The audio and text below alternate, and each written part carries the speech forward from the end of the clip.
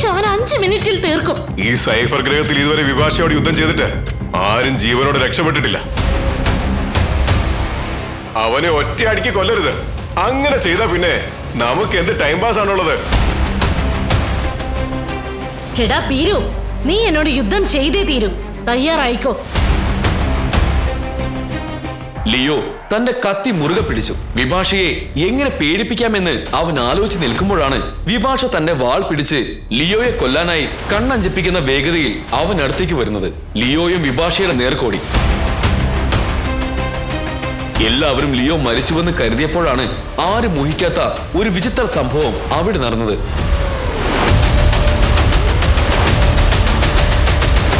ധനികരായ ഒരു കുടുംബത്തിലെ അംഗമായിരുന്നു ലിയോ. ഭൂമിയിൽ സന്തോഷകരവും ആർഭാടപൂർണവുമായ ഒരു ജീവിതമായിരുന്നു അവന്റേത്.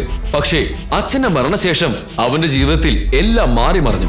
അച്ഛൻ ഫെലിക്സിന്റെ ആയിരക്കണക്കിന് കോടി രൂപയുടെ സ്വത്തുക്കൾ ചെറിയച്ഛൻ ചതിയിലൂടെ കൈക്കലാക്കിയതോടെ അവന്റെ ജീവിതം അക്ഷരാർത്ഥത്തിൽ നരകമായി. അച്ഛന്റെ കമ്പനിയുടെ ഇൻവെസ്റ്റേഴ്സ് വീട്ടിൽ വന്ന് ഭീഷണിപ്പെടുത്താൻ തുടങ്ങി. ആരും അവന്റെ സഹായത്തിന് വന്നില്ല. അമ്മയുടെ ജീവൻ രക്ഷിക്കാനും സഹോദരിക്ക് താമസിക്കാൻ ഒരിടം കണ്ടെത്താനും നഷ്ടപ്പെട്ടു പോയ അവന്റെ വീട് തിരികെ ലേലത്തിൽ പിടിക്കാനും അവന് കോടിക്കണക്കിന് രൂപ ആവശ്യമായിരുന്നു. അവന്റെ അമ്മയുടെ നില ഓരോ ദിവസവും വഷളായിക്കൊണ്ടുവന്നു.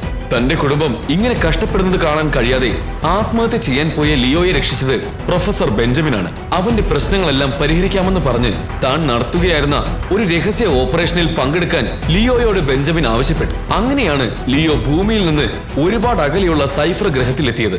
സൈഫർ ഗ്രഹത്തിൽ വന്ന ദിവസം തന്നെ അറിയാതെ ശക്തയായ യോദ്ധാവായ വിഭാഷയുമായി ലിയോ ഉടക്കി.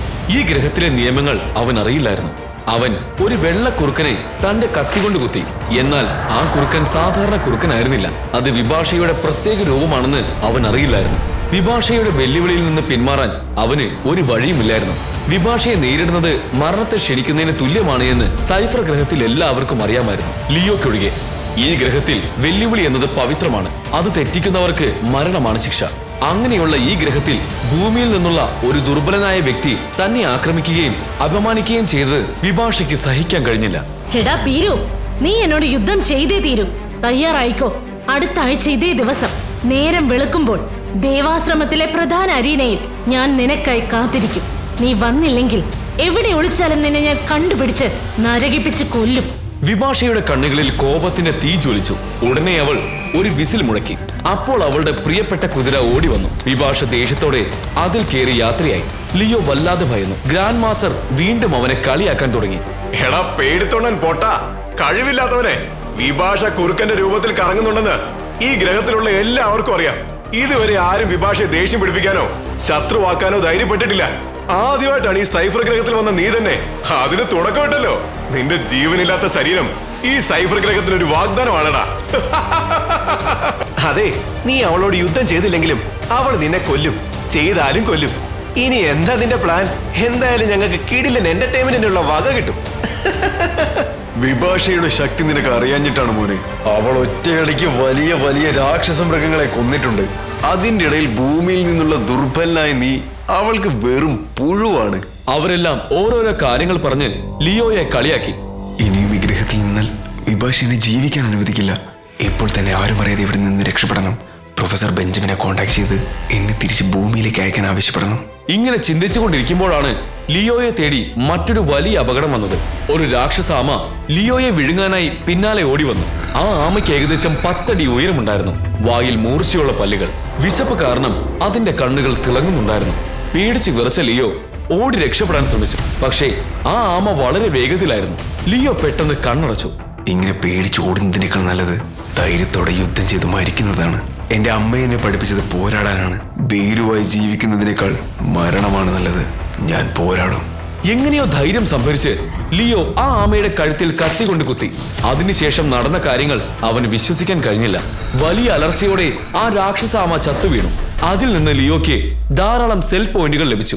ഈ പോയിന്റുകൾ ഉപയോഗിച്ച് ലിയോയ്ക്ക് പണം സമ്പാദിച്ച് തന്റെ കുടുംബത്തെ രക്ഷിക്കാൻ കഴിയും. അത് മാത്രമല്ല, സൈഫർ ഗ്രഹത്തിൽ ആർക്കും ലഭിക്കാത്ത അതിവിശിഷ്ടമായ ഒരു ക്രിസ്റ്റൽ കല്ല് ആ ആമയുടെ ശരീരത്തിൽ നിന്ന് അവന്റെ മുന്നിൽ പ്രത്യക്ഷപ്പെട്ടു.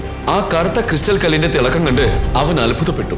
അതിനെ അവൻ തൊട്ടയുടനെ അവന്റെ ശരീരത്തിലൂടെ ഒരു ഇടിമിന്നൽ പാഞ്ഞു പോയതുപോലെ ലിയോയ്ക്ക് തോന്നി. അവന്റെ കണ്ണുകൾ തിളങ്ങാൻ തുടങ്ങി. അവന്റെ ശരീരത്തിന് ചുറ്റും ഒരു സ്വർണ്ണ കവചം വന്നു മൂടി. തന്റെ ശരീരം തീയിൽ വേവുന്നത് പോലെ ലിയോയ്ക്ക് അനുഭവപ്പെടാൻ തുടങ്ങി. ആ വേദന താങ്ങാനാവാതെ നിന്നിടത്തു നിന്ന് അവൻ കുഴഞ്ഞു വീണുപോയി. പക്ഷേ അവൻ ഇതുവരെ ഇല്ലാത്ത ഒരുതരം ശക്തി അനുഭവപ്പെടാൻ തുടങ്ങി. കിലോമീറ്ററുകൾ അകലെയുള്ള മൃഗങ്ങളെ വരെ നഗ്ന നേത്രങ്ങൾ കൊണ്ട് അവൻ കാണാൻ തുടങ്ങി. ദൂരങ്ങളിൽ സംസാരിക്കുന്ന രഹസ്യങ്ങൾ പോലും അവന്റെ ചെവിക്ക് മാത്രം വ്യക്തമായി കേൾക്കാൻ കഴിഞ്ഞു. ഈ അനുഭവത്തെക്കുറിച്ച് എന്ത് പറയണമെന്ന് അവന് മനസ്സിലാവുന്നുണ്ടായിരുന്നില്ല. തന്റെ കൈകാലുകൾക്ക് ഒരു അദൃശ്യ ശക്തി ലഭിച്ചിരിക്കുന്നുവെന്ന് അവൻ മനസ്സിലാക്കി. ലിയോ തനിക്കുണ്ടായ ഈ വിചിത്ര അനുഭവം ആരോടും പറയില്ല എന്ന് തീരുമാനിച്ചു. അങ്ങനെ വിഭാഷയും ലിയോയും തമ്മിലുള്ള യുദ്ധത്തിന്റെ ദിവസം വന്നെത്തി. ദേവാശ്രമത്തിലെ പ്രധാന അരീനയിൽ ആയിരക്കണക്കിന് ആളുകൾ തടിച്ചുകൂടി. ചിലർ മരങ്ങളിലിരുന്നു, ചിലർ പാറകളിലിരുന്നു. എല്ലാവരും ആവേശത്തോടെ ആർത്തി വിളിക്കുകയും ലിയോയെ പലതരത്തിൽ പരിഹസിക്കാൻ മത്സരിക്കുകയും ചെയ്തു. അവൻ മരിക്കാൻ എങ്ങനെയാണ് തയ്യാറായി നിൽക്കുന്നതെന്ന് കണ്ടോ? അവന്റെ മുഖത്തേക്ക് നോക്ക്, അവന് പേടിയാവുന്നുണ്ട്. അവന്റെ കൈകാലുകൾ വിറയ്ക്കുന്നത് കണ്ടില്ലേ? വിഭാഷ അവൻ 5 മിനിറ്റിൽ തീർക്കും. എന്റെ പണമെല്ലാം ഞാൻ വിഭാഷയുടെ മേൽ പന്തയിൽ വെച്ചിട്ടുണ്ട്. ആളുകൾ ഓരോന്ന് പറഞ്ഞുകൊണ്ടിരുന്നു. ഒട്ടും താമസിയാതെ സൈഫർ ഗ്രഹം മുഴുവൻ ആകാംക്ഷയോടെ കാത്തിരുന്ന ആ യുദ്ധം തുടങ്ങി. ലിയോയും വിഭാഷയും എതിർവശങ്ങളിലായി നിന്നു. മൈതാനത്തിനു നടുവിൽ അവർക്കിടയിൽ ഏകദേശം 30 അടി ദൂരമുണ്ടായിരുന്നു. വായുവിൽ ഒരുതരം നിശബ്ദത തളം കെട്ടി നിന്നു. എല്ലാവരും ശ്വാസം അടക്കി പിടിച്ചു. വിഭാഷ, അവനെ ഒറ്റയടിക്ക് കൊല്ലരുത്. അങ്ങനെ ചെയ്താ പിന്നെ നമുക്ക് എന്ത് ടൈം പാസ് ആണുള്ളത്? കുറച്ചായി അവനെ വേദനിപ്പിക്കണം. സൈഫർ ഗ്രഹത്തിലേക്ക് വന്നതിനെ പറ്റിയും നിന്നെ എതിർത്തതിനെ പറ്റിയും ഓർത്തവൻ പശ്ചാത്തപിക്കണം. അങ്ങനെ കൊല്ലാവൂ. എല്ലാവരും ലിയോയുടെ മരണത്തിനായി കാത്തിരുന്നു. വിഭാഷ തന്റെ വാൾ എടുത്ത് ലിയോയുടെ അടുത്തേക്ക് വന്നു. അവളുടെ വാൾ വളരെ പ്രത്യേകതയുള്ളതായിരുന്നു. അത് സൈഫർ ഗ്രഹത്തിലെ ഏറ്റവും ശക്തമായ ലോഹം കൊണ്ട് ഉണ്ടാക്കിയതായിരുന്നു. അതിൽ പുരാതന മന്ത്രങ്ങൾ കൊത്തിവെച്ചിരുന്നു. സമയം കടന്നു പോകുന്തോറും ആളുകൾ കൂടുതൽ തടിച്ചുകൂടി.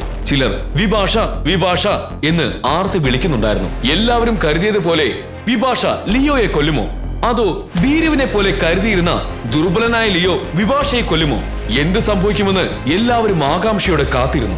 വിഭാഷ ലിയോയുടെ അടുത്തേക്ക് വരുമ്പോൾ ജനക്കൂട്ടത്തിന്റെ ആർപ്പുവിളികൾ ഉച്ചത്തിലായി. ലിയോ തന്റെ കത്തി മുറുകെ പിടിച്ചു. തനിക്ക് ലഭിച്ച ശക്തി ഉപയോഗിക്കണോ വേണ്ടയോ എന്ന് ആലോചിക്കുകയായിരുന്നു. ശക്തി ഉപയോഗിച്ചാൽ അവന്റെ രഹസ്യശക്തി എല്ലാവരും അറിയും. അങ്ങനെ സംഭവിച്ചാൽ പിന്നെ ഈ ഗ്രഹത്തിൽ അവനെ ജീവിക്കാൻ അനുവദിക്കുമോ ഇല്ലയോ എന്ന ഭയം അവനെ അലട്ടി. പക്ഷെ എല്ലാവരെയും ഞെട്ടിച്ചുകൊണ്ട് ലിയോയുടെ അടുത്തേക്ക് വന്ന വിഭാഷ തന്റെ വാൾ താഴെയിട്ടു. എല്ലാവരും അത്ഭുതത്തോടെ നോക്കി. മൈതാനത്ത് പൂർണ്ണമായ നിശബ്ദത പരന്നു. ആർക്കും വിശ്വസിക്കാൻ കഴിഞ്ഞില്ല. വിഭാഷ തന്റെ ആയുധം താഴെയിട്ടിരിക്കുന്നു. ലിയോ, ഞാൻ നിന്നോട് അഭ്യർത്ഥിക്കുകയാണ്, നീ എന്റെ ഗ്യാങ്ങിൽ ചേരണം. നീയും ഞാനും ഒന്നിച്ചാൽ ഇവിടെ മാത്രമല്ല വേറെ ഏത് ഗ്രഹത്തിലെയും ഭീകരരായ മൃഗങ്ങൾക്കോ ശക്തരായ യോദ്ധാക്കൾക്ക് പോലും നമ്മളെ തോൽപ്പിക്കാൻ കഴിയില്ല. ഇത് കേട്ട് സൈഫർ ഗ്രഹത്തിലെ ആളുകളെല്ലാം ഞെട്ടിത്തെറിച്ചു നിന്നു. ഇത്രയും ശക്തയായ യോദ്ധാവായ വിഭാഷ ഒരു ഭീരുവിനോട് എന്തിനാണ് യാചിക്കുന്നതെന്ന് ചിന്തിച്ച് എല്ലാവരും അമ്പരന്നു പോയി. എന്താണ് ആ യുദ്ധക്കളത്തിൽ നടന്ന വിചിത്ര സംഭവം? വിഭാഷ മുട്ടുകുത്തി പറഞ്ഞ എന്ത് കാര്യമാണ് അവിടെ ഉണ്ടായിരുന്ന ജനങ്ങളെ ഞെട്ടിച്ചത്? ബ്ലാക്ക് ക്രിസ്റ്റൽ സ്റ്റോൺ ലഭിച്ച് ലിയോ ശക്തനായ യോദ്ധാവായി മാറിയ കാര്യം വിഭാഷയ്ക്ക് അറിയാമായിരുന്നോ? യഥാർത്ഥത്തിൽ ആ ബ്ലാക്ക് ക്രിസ്റ്റൽ സ്റ്റോണിനുള്ളിൽ ഒളിഞ്ഞിരിക്കുന്ന രഹസ്യം എന്താണ്? വിഭാഷയുടെ അഭ്യർത്ഥന അംഗീകരിച്ച് ലിയോ വിഭാഷയുടെ സംഘത്തിൽ ചേരുമോ? അതോ ലിയോയും വിഭാഷയും തമ്മിലുള്ള പോരാട്ടം തുടരുമോ? ത്രില്ലടിപ്പിക്കുന്ന ഈ സയൻസ് ഫിക്ഷൻ കഥയുടെ ബാക്കി അറിയാനും ആസ്വദിക്കാനും തുടർന്നും കേൾക്കൂ പോക്കറ്റ് എഫ്എമ്മിന്റെ ഏറ്റവും പുതിയ ഓഡിയോ സീരീസ് ആയ ലിയോ AD 2500 തികച്ചും സൗജന്യമായി.